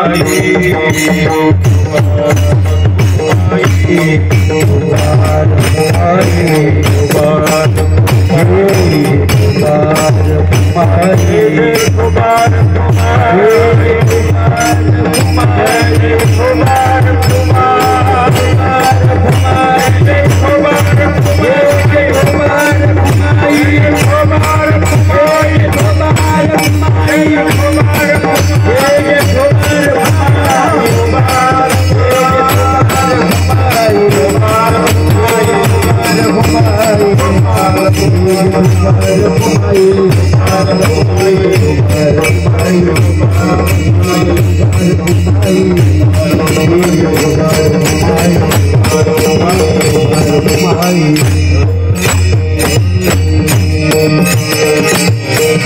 अभंगाच्या चौथ्या चरणात तुकोबऱ्या सांगतात, नामा परते जगी साधन सोपे नाही, नामासारखं जगात कलियुगात श्रेष्ठ साधन दुसरं कोणतंच नाही. म्हणून तुम्ही काय करा, आवडीने गाई सर्व काळ अखंड भगवंताचं चिंतन करा. रामकृष्ण हरी विठ्ठल केशवा, रामकृष्ण हरी रामकृष्ण हरी विठ्ठल केशवा, मंत्र हा जपावा सर्वदा. रामकृष्ण हरी विठ्ठल केशवा, रामकृष्ण हरी विठ्ठल केशवा. ओ महाराज, काय या जगाचा आनंद सांगावा. जगातलं सगळं सुख या सुखापुढे तुच्छ आहे. आम्हा नामाचे चिंतन, रामकृष्ण नारायण तुका मने क्षण, खाता जैविता न विसंबो, अखंड भगवंताचं नामचिंतन मखातून चालू आहे. इतकं नामचिंतन कलियुगाचं प्रभावी साधन असल्यामुळं तुम्ही काय करा, आवडीने गाई सर्व काळ, कारण हे साधन कलियुगाचं प्रभावी साधन आहे. कलयुग समयुग आनन हे जो न करे विश्वास, गायी राम गुणगान भाऊ उतरही प्रयास. बहुरूपी सागरातून तुम्ही सहजपणानं तरुण जाताल. कशाच्या आधाराने? भगवंताच्या नामाच्या आधाराने. म्हणून तुम्ही काय करा, या नामाचं अखंड चिंतन करा. महापुरुषाने या नामाचा आश्रय घेतला आणि स्वतःसहित त्या वंशाचं जीवन धन्य केलं. मनुष्य जन्माला अनंत सार्थत्व जाणलं. भजनाच्या मार्गाने जीवनाचं पाऊल पडलं. चंचल चित्ताला संतांच्या चरणावरती स्थिर केलं. परमात्मा भाव हृदयामध्ये प्रगट झाला. नामासारखं श्रेष्ठ साधनाचा अंगीकार केला. अशा पद्धतीने ज्यांच्या जीवनाचा प्रवास खऱ्या अर्थानं प्राप्त झाला, त्याचंच जीवन धन्यतेला प्राप्त झालं. त्याचं जीवन धन्यतेला प्राप्त झालं नाही. तुका म्हणे वंश धन्य त्या नराचा. अरे त्याचं जीवन धन्य नाही तर त्या नराचा वंश सुद्धा कसा झाला, धन्यतेला प्राप्त झाला. ऐसा निसियाचा भेद झाला. मेरू पर्वत जसा स्थिर असतो तसं त्यांनी आपल्या जीवनामध्ये कसा निश्चित भगवत प्राप्तीचा स्थिर केलेला असतो मेरू पर्वतासारखा. आणि मग चंचल चित्तासी ठेवनिया ठाई, संताची पायी लीन व्हावे. ना तरी बालक बोबडा बोलती, का वाकोडा विचुका पावली, ती चोज करुणी मावली. रिजी देवी करण्याप्रमाणे घरली अल्पसी सेवा त्यांच्या निमित्ताने या ठिकाणी संपन्न होते. तीर्थस्वरूप वैकुंठवासी परमपूज्य विष्णुदास भगवानराव फड या पूज्य पितेजींची चरणी सेवा समर्पित करतो. आज आपण सर्व वारकरी विष्णू या निमित्ताने या ठिकाणी उपस्थित झालात. कळत नकळत आपला त्यांचा आपला असलेला ऋणानुबंध आणि म्हणून आपण एवढ्या मोठ्या प्रेमाच्या संख्येने उपस्थित झालात. माझ्या जीवनाच्या प्रवासामध्ये काही माणसं मला अत्यंत जिव्हाळ्याची मिळाली. त्यापैकी जिव्हाळ्याची व्यक्ती म्हणजे बजरंग महाराज फड. जेव्हा जेव्हा मी फोन करतो का, मला आठवत नाही आम्ही प्रपंचाच्या गोष्टी बोलल्या, कधीच नाही. कदाचित रात्रीच्या 1-2 वाजता 3-3 वाजता फोन आला असेल त्यांचा. कशासाठी? प्रपंचाच्या अडचणी म्हणून नाही. जेव्हा मी फोन आला असेल का, तेव्हा त्यांच्या हृदयात फक्त आणि फक्त देवाचा भाव आहे, परमार्थाचा भाव आहे. आणि असं एक परमार्थिक जिव्हाळ्याचं नातं त्यांचं आणि माझं देवाची कृपेने झालं लाभलं. बंधुवत ज्यांनी माझ्यावरती अतिशय निष्काम प्रेम केलं आणि परमार्थाची दिशा दाखवली. अनेक गोष्टी काही मला त्यांच्यापासून शिकायला मिळाल्या. असं एक अतिशय माझ्या दृष्टीने चांगलं व्यक्तिमत्व आणि असं साक्षात्वाचं नातं देवाच्या कृपेने आमचं जुळून आलं. देवाची चरणी प्रार्थना करतो की हा साक्षात्वाचा भाव आमच्या आयुष्याच्या शेवटच्या श्वासापर्यंत टिकून राहावा. आता फक्त एकच इच्छा आहे, त्यांच्या कृपेने माझ्या जीवनाचा अंतकाळ गोड व्हावा. माझी एवढीच इच्छा आहे, हे बाकी काही बी नाही. मी सांगत राहतो, आता काही आस नाही. देवाने फक्त आता एकच इच्छा माझी अपूर्ण ठेवल्या आणि ती देवाची इच्छा पूर्ण व्हावी. फक्त एकच की आयुष्याचा अंतकाळ जो आहे ना, श्वास जो आहे ना, आयुष्याचा सगळा श्वास तर प्रभू चिंतनात जावा, पण आयुष्याच्या शेवटच्या श्वासापर्यंत देवाची परमात्म्याची साधना साधू संतांची साधना घडावी, देवांनी ती कृपा करावी आणि अशा वारकरी वैष्णवांच्या आशीर्वादाने आपल्या जीवनाचा अंतकाळ गोड व्हावा, असं मी माऊलीच्या आणि तुकोबऱ्याची मी प्रार्थना करून या ठिकाणी सेवेला पूर्ण विराम देतो.